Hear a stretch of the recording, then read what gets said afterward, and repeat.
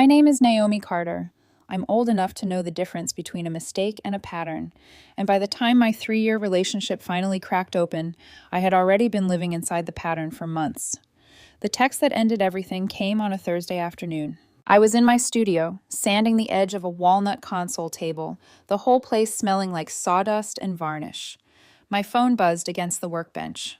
I glanced over, expecting something ordinary, a grocery question, a lazy check-in, some small proof that the person I loved still cared how my day was going. Instead, it was from my boyfriend, Ethan. It said, "Going on a last-minute trip with my ex. Don't be jealous."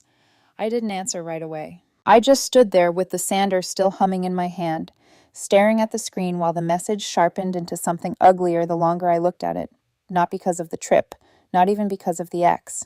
It was that last line, "Don't be jealous." That was the part with teeth, because it wasn't reassurance, it was bait. It cornered me into one of two roles he had already written for me. If I got upset, I'd become the insecure, controlling girlfriend. If I stayed calm, he'd act like I had accepted the humiliation. For a few seconds, I felt something close to disbelief. Then, even that faded. What replaced it was colder. Ethan's ex-girlfriend, Vanessa, had been hovering around our relationship for almost as long as the relationship itself. She was never fully gone, never fully present, just close enough to stay relevant.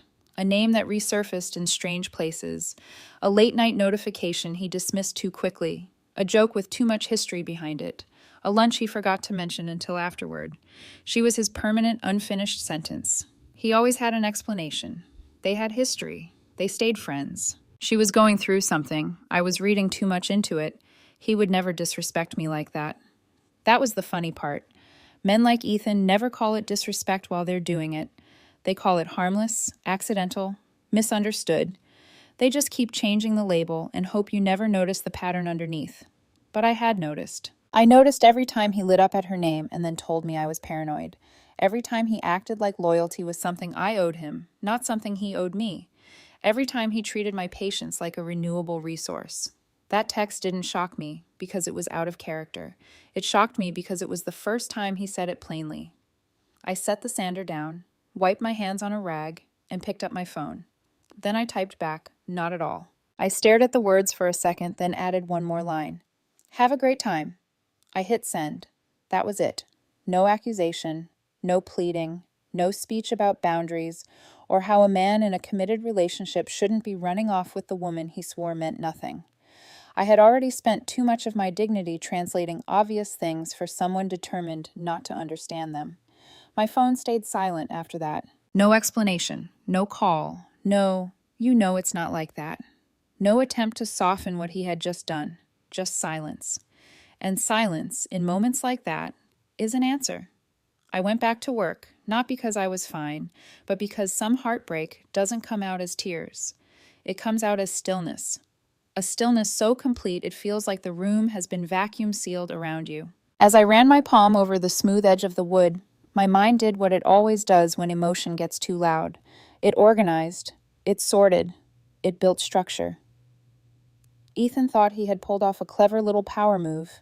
He thought he had tossed a lit match over his shoulder and would come home to find me right where he left me, still warm, still waiting, still available to be convinced it wasn't as ugly as it looked. He had no idea he had just handed me clarity. And clarity is dangerous in the hands of a woman who has finally run out of excuses. By the time I closed up the studio that evening, I wasn't asking myself whether he loved me. I wasn't wondering if Vanessa meant more than he admitted. I wasn't rehearsing arguments or preparing to forgive something he would call technically innocent. I was making a list. Because the truth was brutally simple. The house was mine.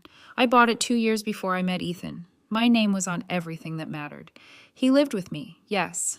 He occupied space in my closets, my bathroom, my kitchen, my bed, and too much of my emotional bandwidth. But the foundation under his feet had never belonged to him. When I got home, the first thing I noticed was how much of him was everywhere. His jackets hung over dining chairs like he expected the house to adjust around him. His boots were kicked beside the entry bench. His expensive cologne sat on my bathroom counter like a signature. There were watches, chargers, gym bags, protein tubs, half-read magazines, receipts, cufflinks, unopened mail, And that absurd row of shoes he treated better than most people treat long-term commitments. 3 years of a man spreading himself through my home until the place barely looked like me anymore. I stood in the middle of the bedroom and opened his side of the closet. Suits, shirts, weekend bags, sweaters, drawers full of things I had washed, folded, bought, tolerated, or stepped around. And right then, with the evening light slanting across the floor and the house so quiet it almost felt like it was waiting with me, I understood something with humiliating precision. I had not been building a life with Ethan. I had been cushioning one for him. I let that sink in. Then I took out my phone, opened in the Notes app, and typed 3 words. Phase 1, pack. Not because I was angry, because I was done. If Ethan wanted to play with nostalgia, backup plans, and old flames, fine. I wasn't going to beg him to choose me. I was going to respect his decision so completely it would ruin him. I looked around the room one last time, then walked to the hallway closet for the packing tape. The first box took longer than it should have. Not because I didn't know where to start, but because once I started, there would be no pretending this was temporary. I stood in front of Ethan's closet, a roll of tape in one hand, a stack of wardrobe boxes leaning against the wall behind me. The house was quiet in a way that didn't feel empty. It felt cleared. I reached for the first hanger. A navy blazer, tailored, expensive. One I remembered buying for him before a client dinner. He said would change everything. He had stood in front of the mirror that night, adjusting the sleeves, and asking me if he looked successful enough. I slid it off the rack, folded it, and placed it carefully into the box. No ripping. No throwing. No dramatic gestures. That wasn't who I was, and more importantly, that wasn't the message. I moved methodically, shirt by shirt, jacket by jacket. His drawers came next, watches, cufflinks, belts, the expensive details he curated so carefully for the outside world, while giving me half-truths inside these walls. Every item had a memory attached, and for the first time, I didn't soften those memories. I saw them clearly. The watch he wore when he canceled our anniversary dinner because Vanessa needed someone to talk to. The shoes he bought the same week he said money was tight. The cologne that lingered on nights he came home just a little too late, with explanations barely polished enough to keep me from pushing harder. I didn't pause. I packed. By midnight, the closet was half empty. By 2 a.m, it was stripped down to bare wood and dust lines where his life used to sit. I stepped back and looked at it. For a second, I expected to feel something break, regret, sadness, maybe doubt. Instead, I felt lighter, like I had been holding my breath for 3 years and had only just realized it. I moved into the bathroom next. His razor, his toothbrush, the products he never put away properly. I lined everything up on the counter before placing them into a smaller box. Chaos would have made it look like anger. This wasn't anger, it was accuracy. He had made a choice. I was simply aligning reality with it. By early morning, the bedroom no longer looked shared. It looked like mine again. The bed felt bigger. The air felt clearer. I sat on the edge of the couch and looked at the growing stack of boxes. This wasn't just packing. This was an audit, and the results were embarrassing. For 3 years, I had convinced myself we were building something together, that we were a team, that his inconsistency was a phase, his distractions temporary, his attachment to Vanessa something that would fade if I just stayed steady enough, patient enough, understanding enough. But standing there, looking at the physical proof of his presence in my house, everything he had brought in, everything I had made space for, I finally saw the imbalance for what it was. I had been investing. He had been sampling. The hallway closet came next. Gym bags, old shoes, random clutter he never bothered to sort through. I packed it all, no sentimental exceptions. No, maybe I'll keep this for him. There was no him anymore. There was just what remained. Around noon, I paused long enough to drink a glass of water and glance at my phone. Still nothing. No messages. No missed calls. Not even a casual check-in. It confirmed everything I needed to know. If he had any hesitation, any awareness that this crossed a line, he would have reached out by now, even just to manage the narrative, even just to keep control. But he hadn't, because in his mind there was nothing to fix, which meant there was nothing left for me to save. By late afternoon, The number of boxes had multiplied. 28. I stood in front of them, arms crossed, taking it in. 3 years of a relationship reduced to cardboard and tape. And somehow that felt right. I walked to the last unopened drawer in the bedroom, the one he barely used. Inside was a mix of receipts, loose papers, and an old envelope. I froze when I saw the name on it. Vanessa. The address was printed neatly across the front. A high-rise downtown, floor number included. I picked it up slowly, reading it again, just to be sure. And just like that, Phase 2 wrote itself. Of course. He had never really let her go. He had just kept her organized, stored away, available when convenient. I set the envelope down on top of the nearest box and reached for my keys. If Ethan had decided where he wanted to be, then the least I could do was make sure all of him got there. I didn't rush. There was no frantic energy, no shaking hands, no second guessing, just a steady sequence of decisions. By early evening, I had rented a moving van, not the cheapest one, the right one. Clean, reliable, big enough to hold everything without forcing it. I backed it into the driveway and stood there for a moment looking at the house. My house. For the first time in a long time, it didn't feel crowded. Then I got to work, box by box, 28 in total. I carried each one out myself. No help, no shortcuts, just repetition. Lift, step, place. Lift, step, place. The rhythm turned almost meditative. Each trip stripped the house further. Each trip made it quieter.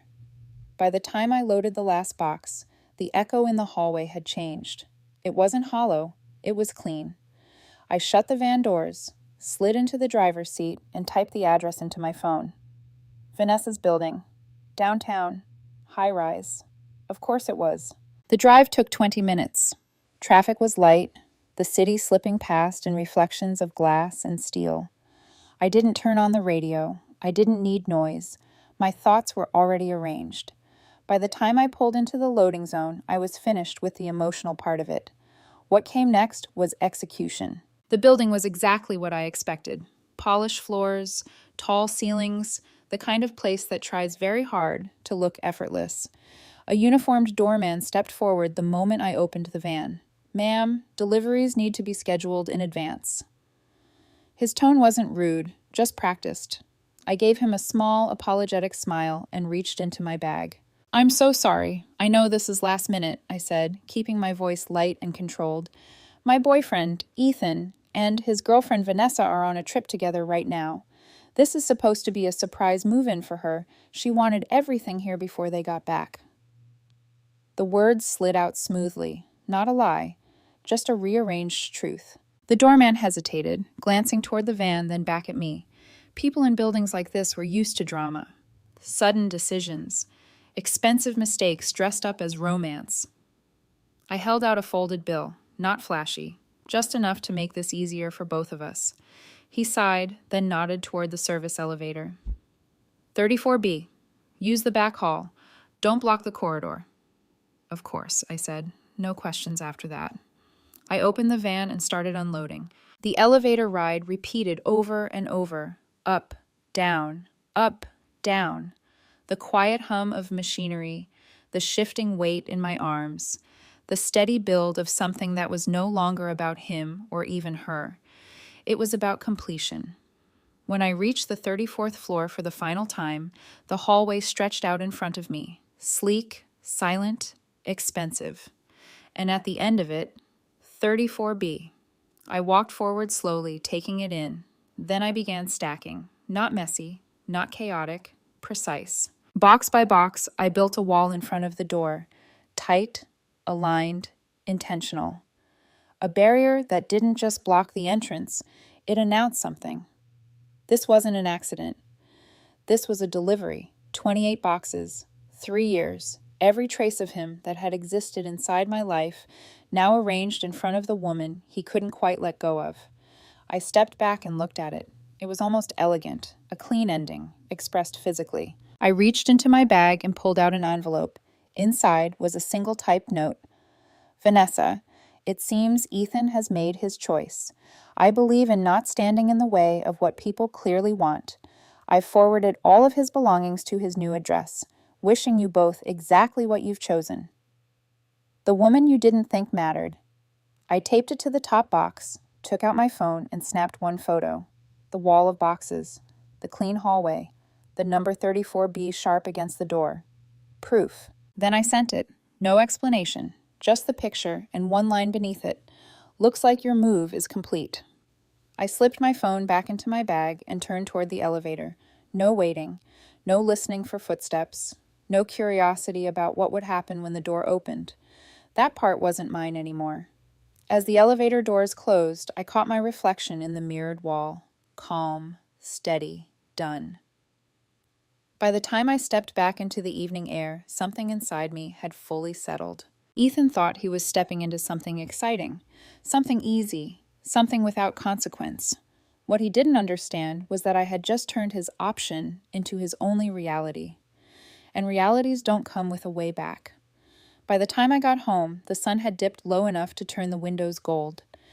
I unlocked the door, stepped inside, and paused.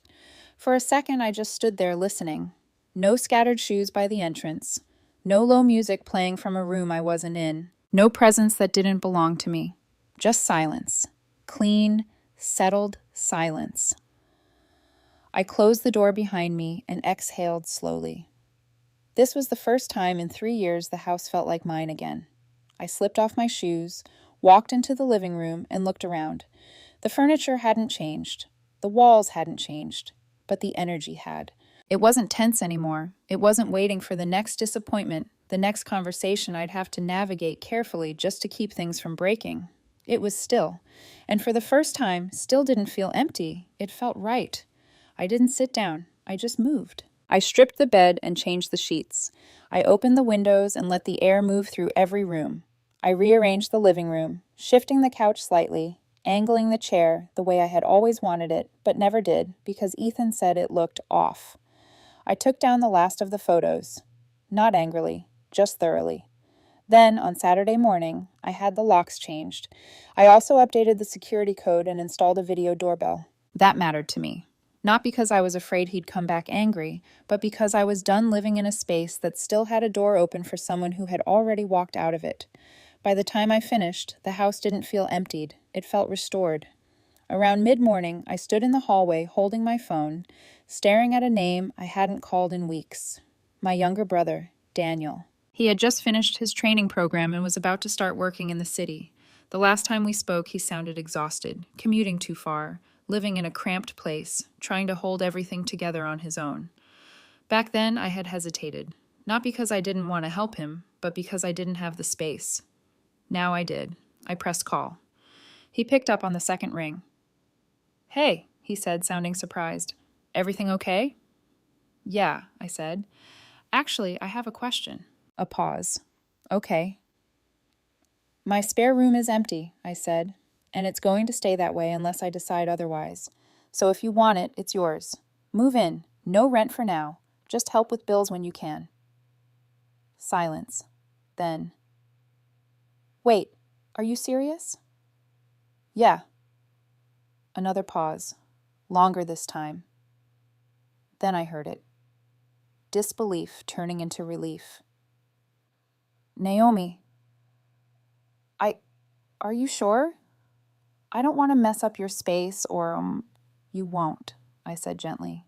"You'll make it better." That was the truth.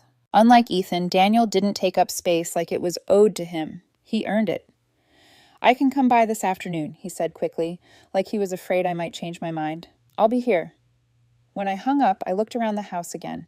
This time, I didn't see what had been lost. I saw what was about to be built. Daniel arrived a few hours later with 2 duffel bags, a suitcase, and that same tired look I remembered. But lighter now, like something had already lifted off his shoulders. He stepped inside, glancing around. "Wow," he said quietly. "It feels different." "It is," I replied. He didn't ask questions. He didn't need to. He just nodded, like he understood more than I was saying out loud. We spent the afternoon setting up his room. Nothing complicated, just clean sheets, space in the closet, a desk by the window, simple things, done with care. At one point, he stopped and looked at me. "You okay?" he asked. I met his gaze, and for the first time since that text message, I didn't have to think about the answer. Yeah, I said. I am. And I meant it. That evening, we ordered food, sat on the floor in the living room, and talked about nothing important. Work, traffic, random stories, the kind of conversation that doesn't demand anything from you except presence. At some point, I checked my phone. Still nothing from Ethan. No call, no message, no reaction to the photo. But now, it didn't even feel like confirmation. It felt irrelevant. Whatever storm he was walking into on the other end of that trip, it wasn't mine to manage. I set the phone face down on the table and didn't pick it up again, because while he was still out there thinking he had options, everything had already changed. The locks, the space, the people inside it, and most importantly, me. The first voicemail came the next morning. I didn't listen to it right away. I was in the kitchen making coffee while Daniel stood by the window scrolling through his phone, already looking more relaxed than he had the day before. The house felt lived in again, but in a way that didn't drain me. My phone buzzed once, then again, then a third time. I glanced at the screen. Ethan. Of course, not when he sent the text, not when I replied, not when I sent the picture, only now, when something had clearly gone wrong. I let the phone ring out, then tapped the first voicemail and held it loosely to my ear. His voice came through tight and uneven. Naomi, what did you do? Call me back, now. This isn't funny. I pulled the phone away before it finished. Daniel looked over. You gonna call him back? I shook my head. No. Another voicemail came in less than 10 minutes later. This one wasn't Ethan. It was Vanessa. Her voice was colder, sharper, controlled in a way that suggested she was trying very hard not to lose it completely. Hi, I don't know what kind of situation you think you've created, but this is not acceptable. You need to come get his things, immediately. This is not my responsibility. I almost smiled, not because it was funny, because it was predictable. Vanessa had always existed in a very specific space, somewhere between fantasy and convenience. Late-night conversations, occasional attention, just enough closeness to feel important without ever carrying real weight. What I had delivered to her doorstep was weight, 28 boxes of it, and suddenly, the version of Ethan she had kept comfortably at a distance was no longer abstract. He was physical, complicated, real, and she didn't want him. I set the phone down without responding, because there was nothing to clarify. The messages kept coming, Ethan again, more frantic this time. Naomi, seriously, pick up. This isn't what you think. It was just a trip. You're overreacting. A pause, then quieter. Where am I supposed to go when I get back?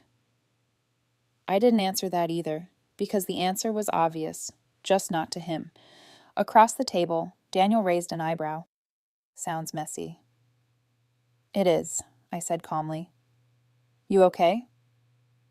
I nodded. Better than okay. That was still true, because while Ethan's world was starting to fracture, mine had already stabilized. An hour later, another message came through. This time there was no anger, just panic. Okay, listen. I'm sorry. That text was stupid. I shouldn't have said that. I'll explain everything when I get back. Just don't do anything else, all right? We'll fix it. I leaned back in my chair, listening to the shift in his tone. This was the part I knew well. The pivot. From confidence to control. From control to negotiation. From negotiation to apology. It had always worked before, because before, I had always wanted it to work. But now there was nothing left to fix. I picked up my coffee, took a slow sip, then muted his contact. Not blocked, not yet, just quieted. By late afternoon, a message came from a mutual friend. Hey, are you okay? I heard Ethan and Vanessa had a bit of a situation. A situation. That was one way to describe it. From what I gathered, the trip hadn't lasted much longer after the boxes arrived. Whatever illusion they had been playing at, nostalgia, chemistry, unfinished business, it didn't survive contact with reality. Vanessa hadn't signed up for a man with baggage, literal or otherwise. She had put him in a car, sent him to the airport, and made it very clear that whatever this was, it wasn't hers to deal with. I didn't answer the message. I didn't need details. I already knew the outcome. That night, Daniel and I ordered dinner again. Something simple. We sat in the living room with a movie playing in the background, neither of us really paying attention to it. At one point, my phone lit up again. Ethan. Calling this time. I let it ring. Then go to voicemail. Daniel glanced over. You're really not going to answer? No. Ever? I considered that for a second, then shook my head. No. Because answering would mean reopening something that had already closed. Around 11 that night, the notification came through. Motion detected. Front door. I looked at the screen for a moment, already knowing what I would see. Then I tapped it. And there he was. Ethan. Standing on my porch, trying his key in the lock. Once. Twice. Then again, slower this time, like if he adjusted the angle, the door would remember him. It didn't.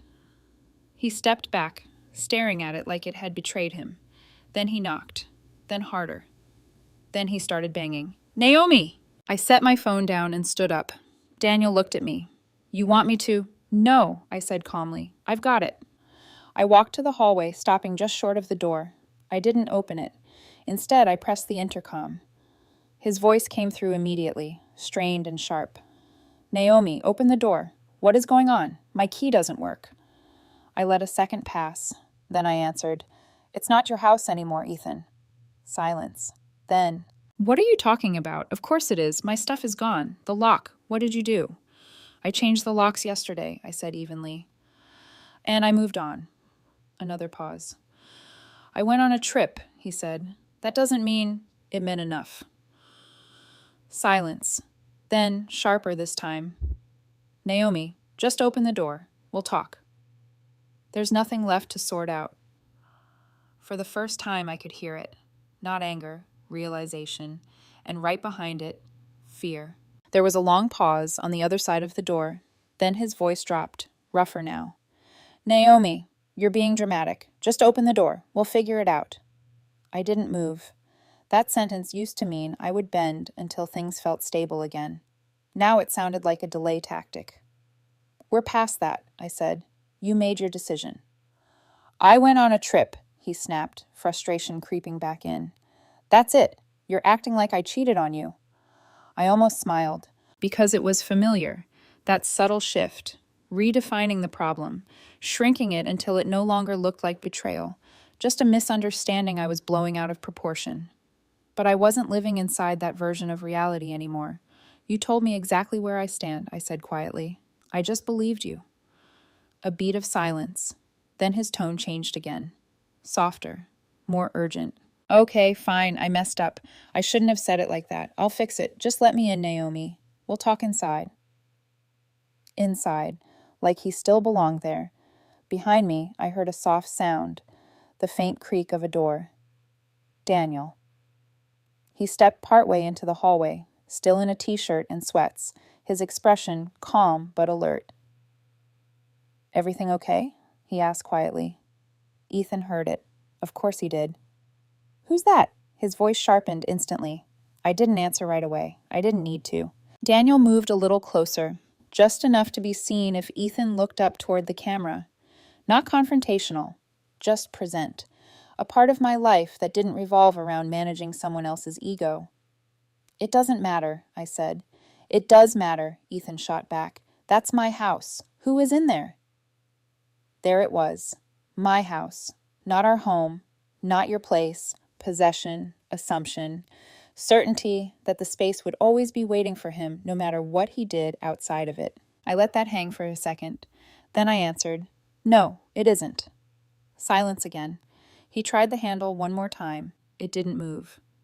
I live here, he insisted, but the confidence was cracking. My stuff is here. No, it isn't. The words landed clean. Final. You moved it, he said, his voice tightening. You had no right to do that. I didn't move it, I replied. I delivered it. Another beat, then. Delivered it where? I leaned slightly closer to the intercom. Exactly where you were headed. The silence that followed was different. He knew. Maybe not the details, but enough. You didn't, he started, then stopped. I didn't fill the gap. I let him sit in it. You sent my things to Vanessa? He said finally, disbelief tipping into panic. Yes. What the hell, Naomi? Are you insane? No, I said. I'm precise. His breathing picked up again, pacing now outside the door. That's not funny. You need to fix this. Now. She doesn't want that stuff. She told me to get rid of it. I have nowhere to put it. There it was. The part he hadn't thought through. Options only feel exciting until they collapse into responsibility. I'm sure you'll figure something out, I said. Naomi, stop. This isn't a joke anymore. I just got back. I'm tired. I don't have anywhere to go. Just let me in tonight. We'll deal with everything tomorrow. For a moment, everything went quiet again. Because that, just let me in tonight, was exactly the kind of small request that used to undo all my boundaries. The kind that sounded reasonable enough to make you ignore the bigger picture. But the bigger picture was already clear. Letting him in wasn't temporary. It was reversal, and I wasn't going backward. No. The single word seemed to hit harder than anything else. What? No, I repeated. You don't live here anymore. He went still. I could almost see it through the camera, the moment where anger, panic, and disbelief all tried to exist at once and canceled each other out. Then his voice dropped again, but now there was something else in it. Not control, not confidence, fear. Naomi, I have nowhere to go. I closed my eyes for a brief second, not because I felt guilty, because I wanted to make sure my answer came from clarity, not reaction. Then I opened them again. Your choices are not my responsibility anymore. I released the intercom. The line went dead. For a few seconds, he just stood there. Then he knocked again. Louder. Harder. Said my name like it might unlock something. It didn't. I didn't go back. I turned around and walked into the living room. Daniel looked up at me. Is he leaving? He will, I said. And eventually, he did. The next morning, I woke up to an email. Long, messy, exactly what I expected. Apologies tangled with accusations. Regret layered over justification. Promises to change wrapped around subtle attempts to shift blame back onto me. It was everything at once, except accountability. I read it once. Then I replied with a single sentence. Your choices are not my responsibility anymore. After that, I created a filter. Every message from him sent straight to trash. No more voicemails, no more late-night calls, no more chances to reopen something that had already ended cleanly. By the end of the week, the house had fully settled into its new rhythm. Daniel's shoes by the door, his schedule, predictable, respectful, his presence, quiet, grounding. The space didn't feel like something that had been taken from Ethan. It felt like something that had been returned to me. I spent more time in my studio again, finished projects I had put off, started new ones without interruption. The air felt different, lighter, clearer, honest. And every once in a while I thought about that text. Don't be jealous. He thought it was a test, a way to push boundaries without consequences. What he didn't understand was that boundaries don't break loudly. They shift quietly, until one day you cross them, and there's nothing left on the other side waiting for you. He flew miles to chase a possibility, and came back to find out he had lost reality. Now he's exactly where he wanted to be. Free to go wherever he wants, free to be with whoever he chooses. It just turns out, when there's no one left who wants you back, freedom starts to look a lot like having nowhere to go.